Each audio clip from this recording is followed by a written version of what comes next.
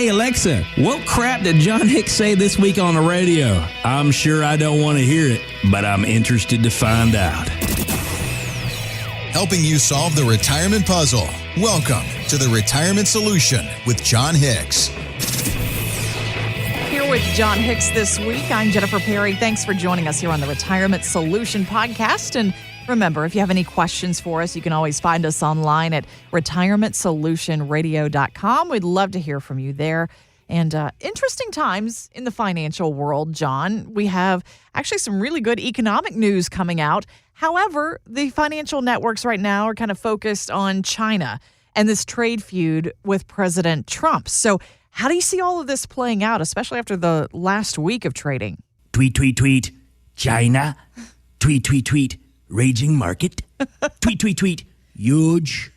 Tweet, tweet, tweet, oh crap, the market's way down. Tweet, tweet, tweet, someone's on the plane to come to talk to us and we're going to fix it all. Tweet, tweet, tweet, oh no. I don't know if that last one got in there. This is the first time, I did the numbers on this. I thought it was kind of interesting.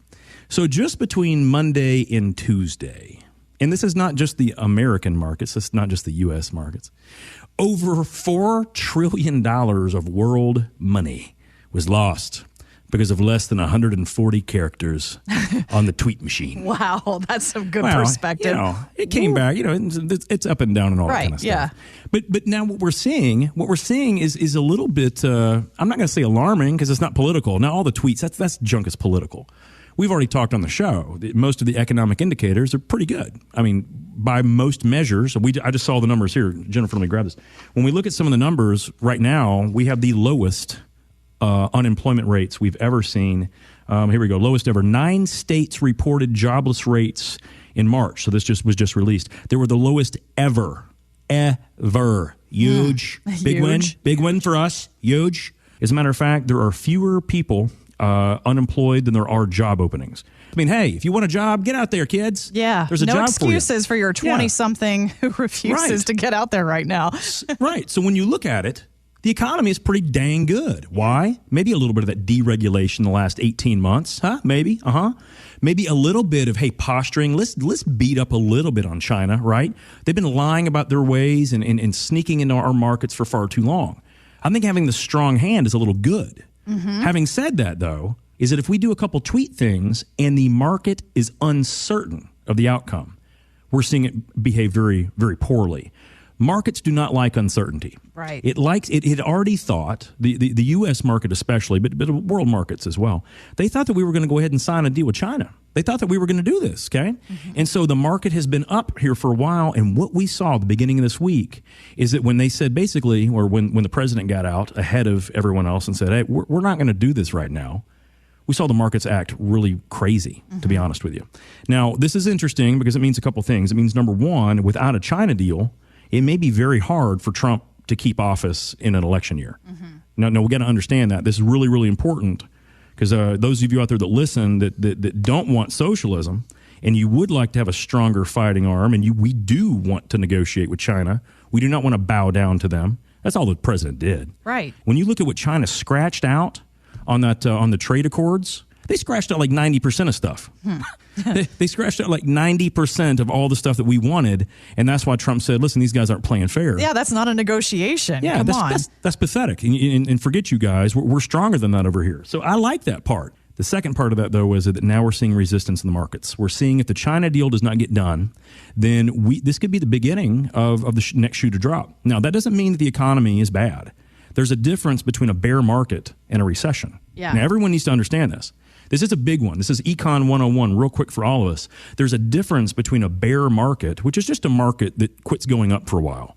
It could go down for a couple months. It could go down for a couple quarters. It could go down for a couple years. That doesn't mean we're in a recession. That doesn't mean things are bad. It just means no one is out there wanting to put money for a company to go higher, okay? Now, that's what I think we could see here. I love the fact that we don't see recession, which means that if we do have a downturn, hopefully it's short-lived. But now that we're seeing resistance around this, and if the Democrats do win, I pray they don't, but if they do in the next election cycle, what that really means for us is that we will definitely see the market correct and will probably go down because we will probably not have as many pro-business initiatives. We will probably not be so strong to fight against China. We will probably not have the ability to do anything other than raise taxes to support those other things. And I think that hurts us long term.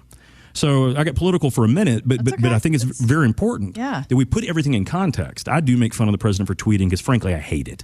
I hate it when he does it. But this time I actually looked into it, because we saw the market careen almost 6 or 7% in a couple days. Based on tweets. Of course. And it's like, man, I know this is short-lived, but why? Why so much? That uncertainty is really, really big. So if you don't have those downward protection plans, and listen, don't look at these tweets as if they mean anything, but what it does do, it is a little bit of what they call foreshadowing. Mm-hmm. These little resistance marks, these tweets that cause this kind of adverse reaction, this is foreshadowing. If you remember what that is, if you study literature, there's a couple little nuggets in the beginning that help you find out who the killer is, or who the bad guy is, or who's related to who and you didn't know it, right?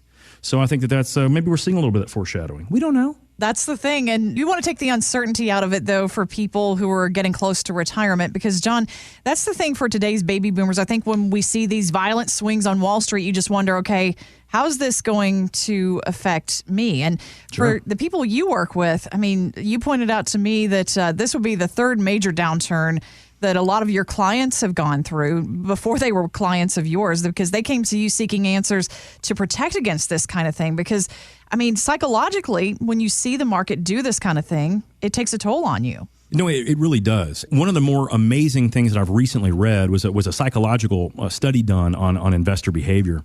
And one of the most amazing things that it found was emotional stress, especially fear, has a very tangible effect to our body. It really did. It was crazy. So Jennifer, and this comes from 1,000,000 years ago when it was fight or flight. Mm-hmm. Basically, there's a saber-toothed tiger. Oh my gosh.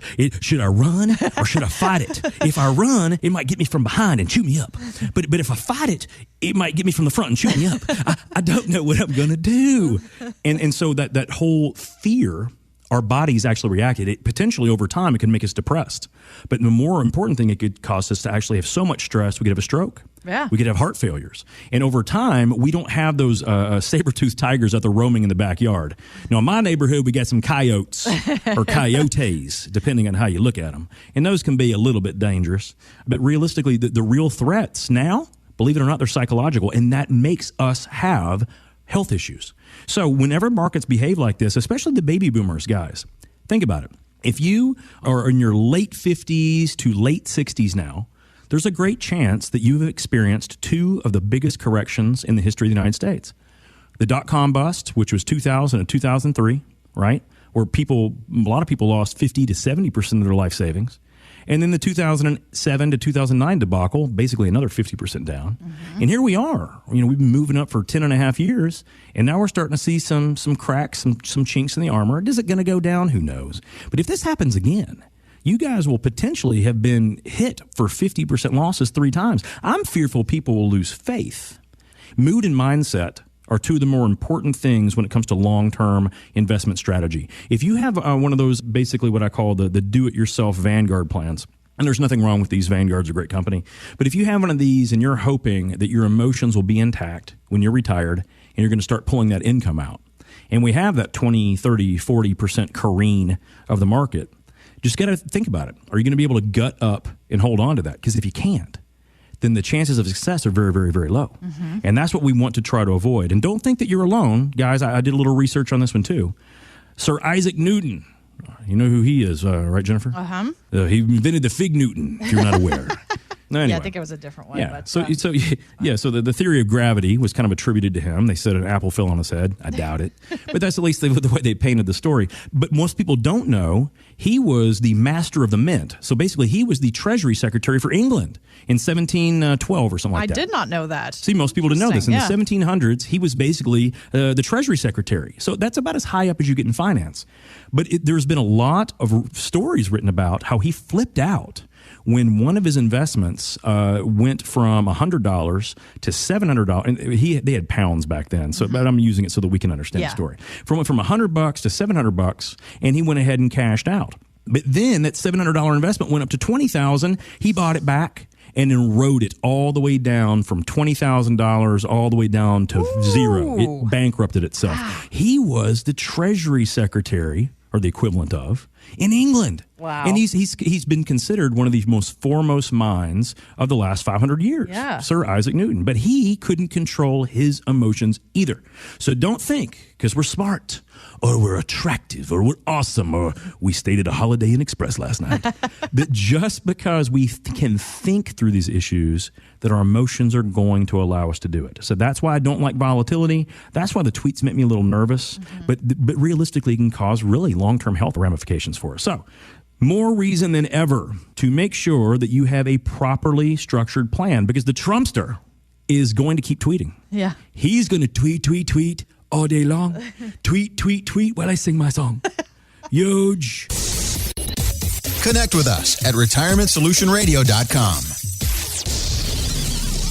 You're probably more focused on his golf game rather than his retirement account. But have you ever really wondered what Tiger Woods has stashed away in that retirement account, or any pro golfer for that matter? Here's an interesting fact for you here this weekend, John. MarketWatch says those PGA players actually have one of the best retirement plans in pro sports. With 600 players have actually reached that $1 million mark in their retirement accounts. So they do some things differently here. But question for you, I mean, A, can you build us a retirement plan like Tiger Woods? And if not, I mean, what can you do for us? So can you build a plan like Tiger Woods? Potentially. Oh, okay. I say potentially because some companies out there could do this. It was called a pension. There's the ticket. Oh, but so many of them, they believe in profits over people, shareholders over employees. Now, listen, I can't fault them completely for that. I know how it goes. But having said that, so basically the PGA, most people think, oh, man, these guys make all kind of money because they drive for show and putt for dough. But amazingly enough, the PGA was really smart several years ago.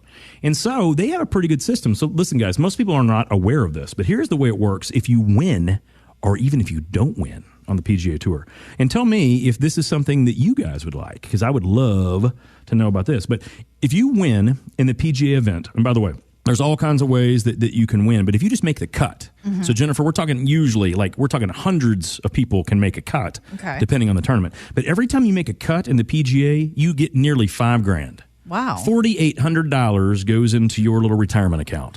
That's not nice. so bad. Yeah. So you think you play, 20 or 30 tournaments over the course of a season. And if you can just make the cut in a bunch of them, that's 50 or 60 or 70, whatever percentage of money. But that's a ton of money that you can put away, right? This doesn't change the earnings you take home. This is just what the PGA does for you. That's not so bad, right? Yeah. On top of that, if you finish in the top 150 golfers for the year, you get some PGA FedEx plan money. Sorry, UPS. Sorry. Sorry, but it's FedEx. FedEx has jumped into this one. And believe it or not, this year, Jennifer, this is a big one. I did not know this. But the number one golfer at the end of the FedEx plan for the year will get $15 million bonus. Oh. Yeah. No, but then more than that, they get $1 million in their deferred comp plan. That's huge. Interesting, yeah. So the idea was, can you have a plan like Tiger Woods? Because Tiger, over the years, has amassed a little over $20 million in that retirement plan for making those cuts and, of course, being at the top of those FedEx standings for many, many years. And the thing of it is, how can we do this, right? Who's out there going, man, I wish I could do that? Right. Problem is, I haven't seen my golf clubs in about the last 9 years. Last time I used one, I pulled it out and had to hit a squirrel out of the gutter. That's about the last time. I didn't even get a hole in one. I barely got a squirrel out of a gutter. I don't think you get any points for that. No, so the idea, though, is how cool would that be, right? Whenever you're doing something good, someone rewards you for that good thing for a future good deed. Yeah. And this is, and when you think about sports, I mean, some of these guys, they don't get to play that many years. I mean, they may make it for 4 or 5 years before, they got they just not playing as well, or maybe they spiked at the wrong time, however it works. In our careers, of course, we do have the ability to put some money away over time. Whenever you get a bonus, I know your employer is not often putting that in. Put a little extra money aside. You can have a chance to do this. But here's the point that I'm going to say about this, and this is why it's so important about Tiger. Regardless if Tiger Woods wins another match or not, regardless if he places again, regardless of if he loses all of his endorsement money, regardless of if he gets another divorce or whatever happens in his personal life, regardless of any of these things, he's got $20 million in retirement savings. Now, by my calculations, if he just had a market-based plan, Mr. Woods would be able to pull out at least $800,000 a year from that market-based plan if he had a market-based plan. Not so bad. But if he was smart and had a proper distribution strategy, or a strategy that was really meant to just milk all that income possible from that $20 million, he could potentially pull well over $1.5 million a year from the same bucket of money. Wow. Now, here's the thing. Now, we may not be able to have $20 million in a plan like Tiger. What we can do, though, is understand once we've got that big old pile of cash, once we've put that last putt through the azaleas, through those beautiful forest glens, over the water, into the hole, for the last time, wouldn't it be nice to know that, hey, we can turn a spigot on and we're going to get a ton of money from it? That's the idea, income planning. So whether Tiger wins another match or not, he's got some money set aside. And I know that a lot of us have done that too. If you've saved $2, $3, $4, $5 million, here's the question. What is your goal? Do you now just want to live off of it? Or do you realize, man, that's maybe even more than I need? How can I get that the most to the next generation without taxation? A little bit of a different ballgame. But here's the biggest one. Regardless of how much we've saved, how do we get the most out of that bucket? Now, see, that's what Tiger will probably do wisely. He has a system of advisors. He probably has 30 or 40 different advisors that all work on the same team to ensure that he's doing the right thing. Here's my guess. He will probably find a way to pull out every single dollar possible out of that account so that he can live the fullest in his later years. That's what we all need to do. So even if we can't get $20 million in a plan, or every quarter, if we've done a great job, maybe our employer won't be putting in $4,800 every time we make the cut. But the idea is when we get that big old bucket of money in the end, how can we effectively turn that into the biggest income stream that we're ever going to see in retirement? It's not product-based. It's all about different strategies, and everyone's different. But I think that that's probably what sets aside the best athletes out there that get the best advice, and the rest of us. Because they realize as much money as they make, they still got advisors. Yeah. They're not out there trying to do it on their own. They're trying to figure out how to shave that one extra stroke off per 18 holes, right? They're not out there trying to figure out, should I invest in a bond fund or should I put my money in a marginable account? What about managed futures? Well, Ken Fisher hates annuities. I guess I should too. But what's an annuity? I don't even know what a Lipper peer group is. I have no clue. They don't spend any time doing that. Right. They're out there Focus on the driving for game. show because it impresses the ladies. And they're putting for dough, which is how they drive off in those nice convertibles. That's what I'm talking about. So we got to understand, how do we get the most out of what we've saved? Tiger, I will guarantee you, will have one of the most efficient, most well-designed plans out there, and we can all have that. But we got to know how much we've saved first, how to hold on to it, and then how to get every single last penny out of that big old pile if we want to.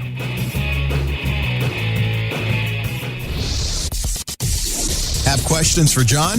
Drop us an email at retirementsolutionradio.com. Financial professionals are not licensed in all 50 states. To find out if John Hicks is licensed in your state, please call 502-690-5635. J. Hagan Capital Inc. is not affiliated with nor endorsed by the Social Security Administration or any other government agency and does not provide legal advice. Annuity guarantees rely solely on the financial strength and claims paying ability of the issuing insurance company. By contacting us, you may be provided with information about insurance and annuity products offered through John Hicks, Kentucky Insurance License number 998827.